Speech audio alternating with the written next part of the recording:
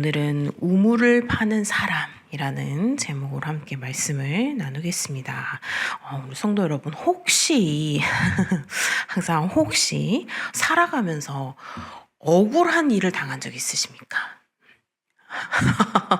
쥐어가 나왔습니다. 우리 권사님 억울한 일 있으세요?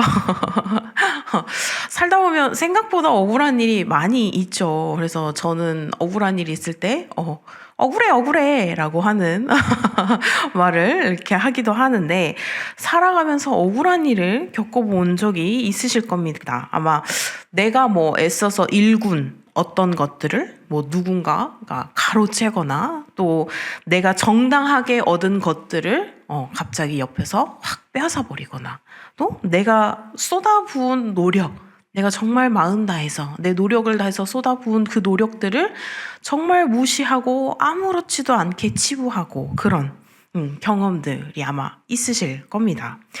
근데 그럴 때 우리는 굉장히 우리가 분노하기도 하고 억울해하기도 하고, 이런 세상에서 정직하게 살아간다는 게 무슨 의미가 있나. 내가 아무리 이렇게 정직하게 살아도, 열심히 살아도 다른 누군가는 나의 그런 소중한 것들을 빼앗아서 너무나 편하게 산 것 같은데, 그런 경험이 있죠. 오늘 본문의 아브라함도 그런 상황에 처한 상황이죠.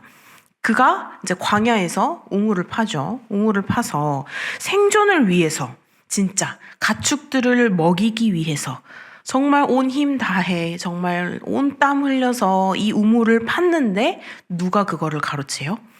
아비멜렉의 종들이 그것을 강제로 빼앗아 버리는 상황이었죠.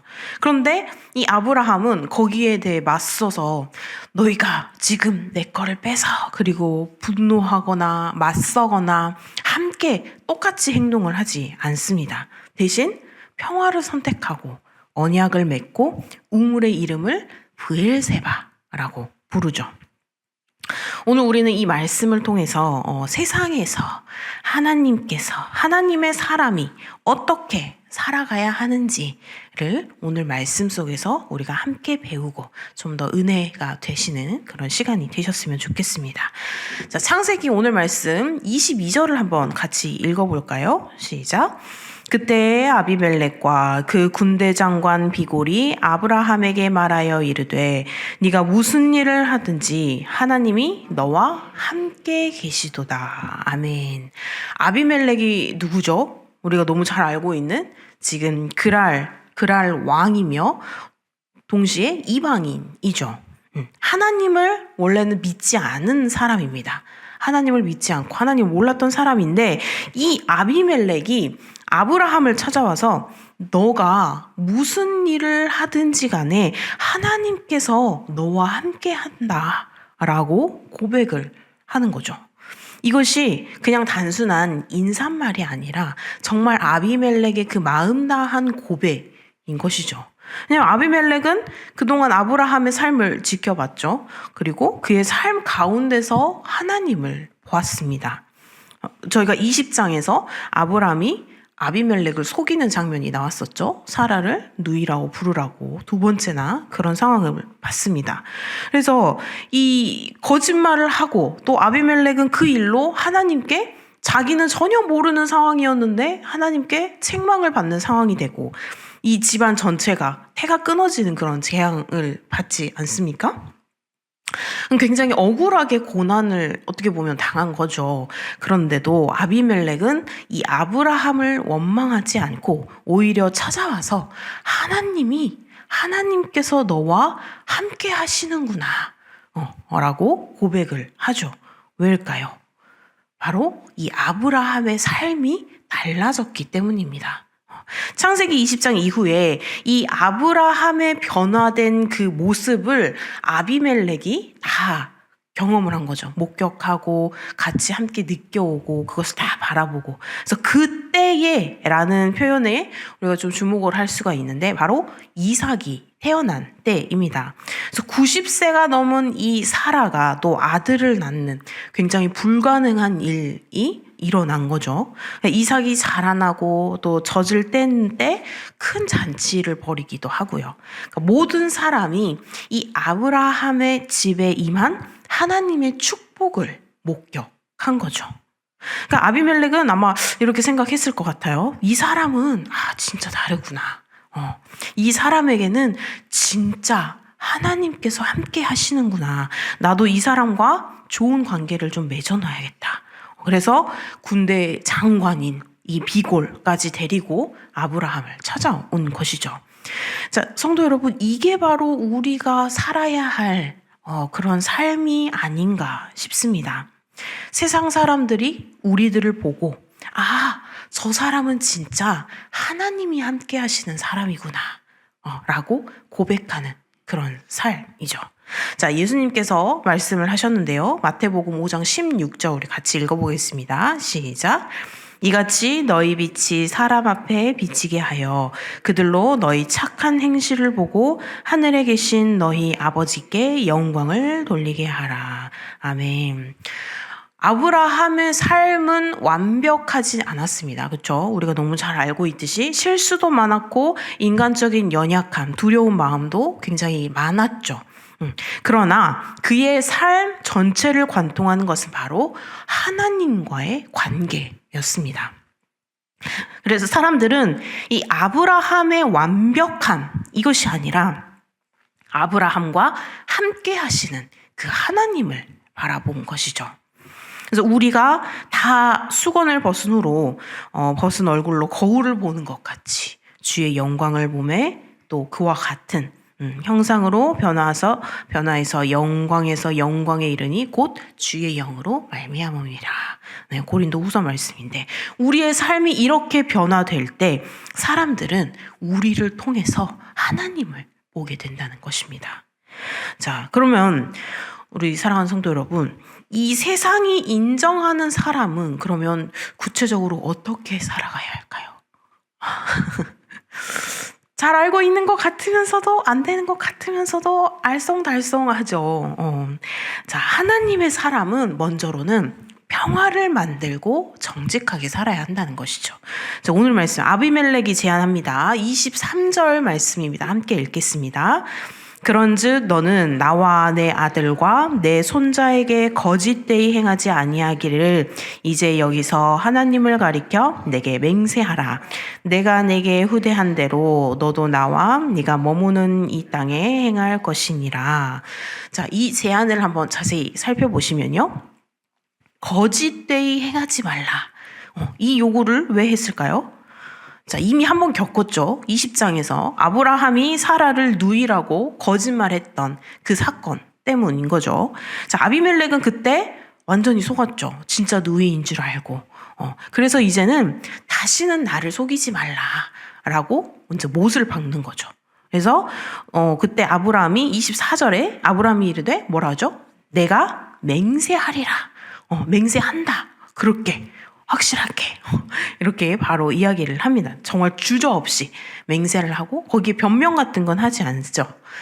그때는 진짜 내가 어쩔 수 없었고 내가 진짜 내 마음에 너무 내가 두려운 마음에 내가 어쩔 수 없이 그랬는데 그런 변명은 전혀 하지 않고 알겠다. 내가 바로 맹세하겠다. 라고 주저없이 이야기를 합니다. 이것이 바로 회개의 증거인 것이죠. 진정으로 회개한 사람은 변명한 게 길지 않습니다.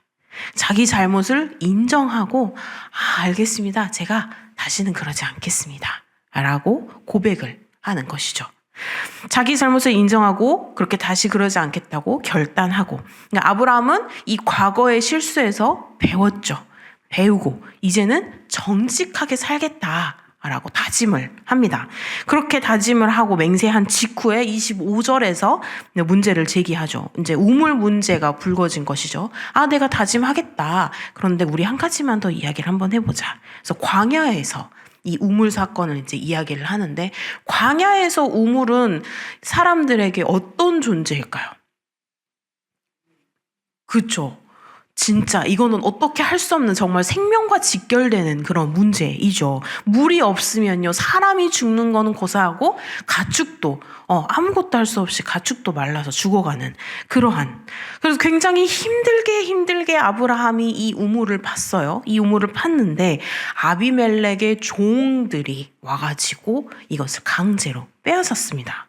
그러니까 강제로 빼앗았다라는 표현에서 폭력성이 좀 느껴지시지 않으세요? 우리가 강제로 빼앗을 때 그냥 좋게 말로 타일러서 강제로 빼앗을 일은 없죠. 그래서 강제로 빼앗을 때는 분명 약간의 무력 행사와 겁을 주는 행동, 이런 것들이 있었을 거란 말이죠.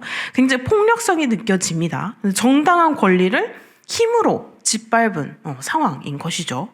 그런데 아브라함이 여기에 맞서지 않고 어떻게 하죠? 그냥 책망합니다. 말로서만. 내가 맹세할게. 그런데 이러이러한 사건이 있었어.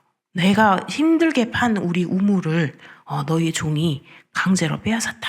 그러니까 폭력으로 대응하지 않았다는 것이죠. 전쟁을 선포하지 않습니다. 복수하지 않습니다. 똑같이 눈에는 눈, 이에는 이게 아니라 똑같이 하는 게 아니라 대신 정당하게 문제를 제시를 하죠. 아비멜렉의 반응이죠. 그런 상황에서 오늘 말씀 26절입니다. 한번 읽어볼까요? 아비멜렉이 이르되 누가 그리하였는지 내가 알지 못하노라. 너도 내게 알리지 아니하였고 나도 듣지 못하였더니 오늘에야 들었노라. 몰랐다고 하죠. 그러니까 그의 종들이 자기 왕만 믿고 그냥 제멋대로 한 일이었던 것이죠. 그런데 누가 하나 나서서 왕한테 이거를 이야기하지도 않았고, 또 아브라함 또한 그동안 이야기를 하지 않았기에 진짜 이거는 변명이 아니라 진짜 몰랐다 라고 아브라함에게 이야기를 합니다. 그러니까 여기서 보면 우리가 중요한 진리를 또 하나 배울 수가 있는데, 문제가 생겼을 때 그냥 내가 그냥 나만 참으면 되지, 침묵하지 않고 정직하게 우리가 대화를 해봐야 한다는 것을 배울 수가 있는 것이죠.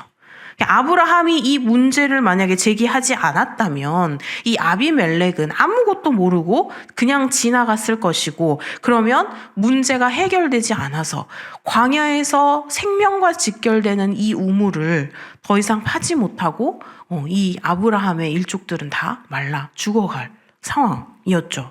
근데 정직하게 서로 복수하거나 눈에는 눈 이렇게 하지 않고 문제를 정직하게 했기 때문에 이 문제를 해결할 수 있는 기회가 생긴 것이죠.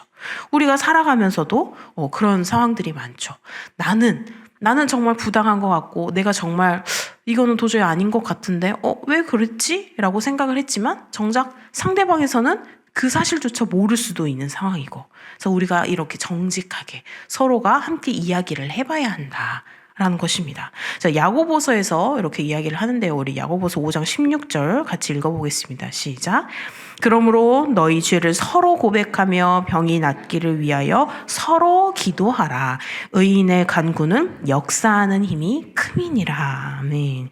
그러니까 아브라함은 이 문제 해결을 위해서 구체적인 행동을 합니다. 아브라함이 이제 양과 소를 가져다가 아비멜렉에게 주고 두 사람이 이제 서로 언약까지 맺죠. 아비멜렉이 아니 나는 그거 전혀 모르는 사실이야. 나는 몰라. 이렇게 그냥 넘어가 버렸으면 모르겠지만 나 진짜 그거 몰랐는데 그런 일이 있었어? 알겠다. 라고 이제 둘이 서로 지켜주기로 서로 간에 지켜주기로 언약을 맺죠. 그냥 단순한 말로서만 우리 앞으로 잘 지내자, 앞으로 그러지 말자가 아니라 양과 소를 서로 주고받으면서 공식적인 언약을 맺는 것이죠. 아브라함은 거짓말하지 않고 아비멜렉은 아비멜렉의 이 아랫사람들이 아브라함의 정당한 것들을 빼앗지 않고 이런 언약을, 그리고 더 나아가서 특별한 행동을 하는데 오늘 말씀 28절 29절을 보면 아브라함이 이제 7 암양 새끼를 따로 놓죠. 따로 놓고 아비멜렉이 아브라함에게 이르되 내가 이 7 암양 새끼를 따로 놓으면 어찌함이냐 이제 물어보겠죠. 이거는 왜 따로 놓지? 궁금하니까. 그러니까 아브라함이 이렇게 답을 합니다. 오늘 말씀 30절입니다. 함께 읽겠습니다. 시작.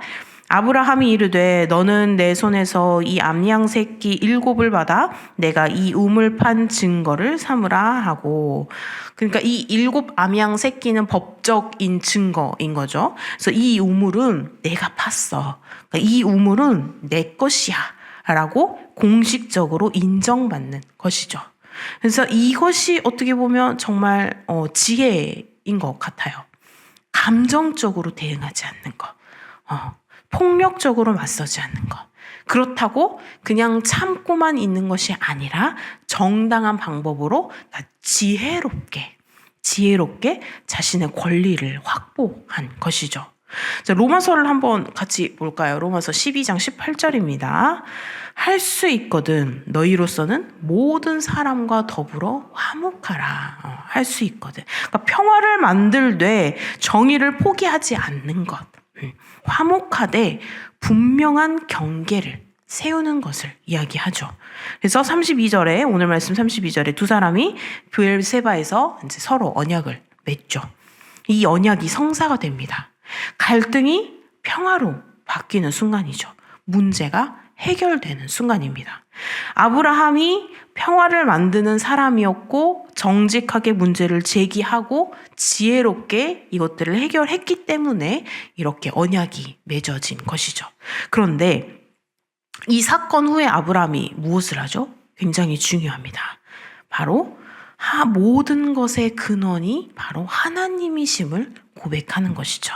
자, 오늘 말씀 32절부터 34절까지 한번 읽어보겠습니다. 시작. 그들이 브엘세바에서 언약을 세우매 아비멜렉과 그 군대장관 비골은 떠나 블레셋 사람의 땅으로 돌아갔고 아브라함은 브엘세바에 에셀나무를 심고 거기서 영원하신 여호와의 이름을 불렀으며 그가 블레셋 사람의 땅에서 여러 날을 지냈더라. 아멘. 아비멜렉은 언약까지 맺고 떠났어요. 이제 할 일 다 했다. 그러고 떠났습니다. 언약이 다 체결이 됐고 문제가 해결이 됐고 우물도 이제 이 아브라함의 소유가 다 되었죠. 이제 아브라함이 무엇을 한다고요? 에셀나무를 심고 거기에서 누구를? 영원하신 여호와의 이름을 부르는 것이죠. 에셀나무는 광야에서 자라는 나무인데 뿌리가 굉장히 깊고 오래 산다고 합니다. 아브라함이 이 에셀나무를 심었다는 것은 어떻게 보면은 정착하겠다라는 의미가 될 수도 있죠. 그러니까 나는 이곳에 머물 것이다. 지금 이 땅이 내 땅이다. 라고 이제 선언을 한 것이죠.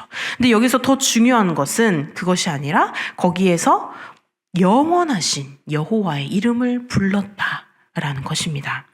승리의 순간, 어떻게 보면 모든 것이 해결된 완벽한 이 순간에 바로 하나님을 찾은 것입니다. 문제가 해결된 후에 하나님께 예배를 드리죠. 왜 그랬을까요? 아브라함은 알고 있었던 겁니다. 이 모든 것이 자신의 힘으로 된 것이 아니라는 것을 알고 있었던 것입니다. 그래서 이 아비멜렉이 찾아온 것도 언약을 맺을 수 있었던 것도 이 우물을 지킬 수 있었던 것도 모두 내가 잘해서가 아니라 내가 지혜로워서가 아니라 모두 다 하나님의 은혜였음을 알고 고백한 것이죠. 그래서 이 영원하신 여호와라는 표현을 보시면 이게 히브리어로 엘 올람입니다. 그러니까 창세기에서 처음 나오는 하나님의 이름이 영원하신 하나님. 시작도 끝도 없으신 그런 하나님, 변하지 않으신 하나님, 이러한 뜻인 거죠. 왜 아브라함은 하나님을 이렇게 불렀을까요? 바로 사람은 변하는 것을 알고 있기 때문입니다. 사람은 변하죠. 아비멜렉도 지금 언약을 맺었지만 언제든 변할 수 있습니다. 오늘은 친구인데 내일은 갑자기 돌변해서 적이 될 수도 있는 것이죠. 우리가 너무 잘 알고 있는 속담에서도 믿는 도끼에 발등 그러한 속담도 있듯이 사람은 언제 변할지 모릅니다. 언약이 깨질 수도 있고 또 지금 이 우물을 다시금 빼앗길 수도 있고 모든 것이 불확실하죠. 그런데 하나님께서는 영원하시다는 것이죠. 자, 히브리서 13장 8절 말씀 같이 읽어보겠습니다. 시작. 예수 그리스도는 어제나 오늘이나 영원토록 동일하시니라. 아멘. 모든 것이 흔들려도 하나님은 흔들리지 않으십니다. 모든 것이 지나가도 하나님께서는 영원하십니다. 그러니까 아브라함은 이 에셀나무를 심었죠. 그러니까 한마디로 기념비 같은 것이죠. 이곳에서 하나님께서 일하셨다. 이곳에서 하나님께서 나를 지키셨다. 이곳이 바로 하나님께서 평화를 주셨다라는 것을 기억하기 위함입니다. 이사야서 63장 7절 말씀 같이 한번 읽어보겠습니다. 시작. 내가 여호와께서 우리에게 베푸신 모든 자비와 그의 찬송을 말하며 그의 사랑을 따라 그의 많은 자비를 따라 이스라엘 집에 베푸신 큰 은총을 말하리라. 아멘. 하나님의 은혜를 기억하는 것, 그것이 바로 신앙생활의 핵심인 줄 믿습니다. 그래서 아브라함이 블레셋 사람의 땅에서 이제 여러 날 거류를 하죠. 여러 날이라는 표현은 그냥 단순히 그냥 뭐 하루, 이틀, 며칠 이게 아니라 굉장히 여러 날을 의미를 하는데 이제 그곳에서 평화롭게 삽니다. 그리고 하나님과 함께 사람들과 화목하게 정직하게 살아가는 것이죠. 자, 사랑하는 성도 여러분, 오늘 말씀을 통해서 우리는 세상에서 하나님의 사람이 어떻게 살아가야 하는지를 우리가 조금 더 배웠습니다. 먼저로는 세상이 우리를 통해서 하나님을 보게 하는 그런 삶을 살아야 한다는 것이죠. 아비멜렉이 하나님이 너와 함께 하시는구나 라고 고백을 했듯이 우리의 삶 또한 우리의 삶을 보는 그 사람들이 우리를 통해서 하나님을 볼 수 있는 삶을 살아야 할 것이다. 그리고 두 번째로는 평화를 만들되 정의를 포기하지 않아야 하는 것.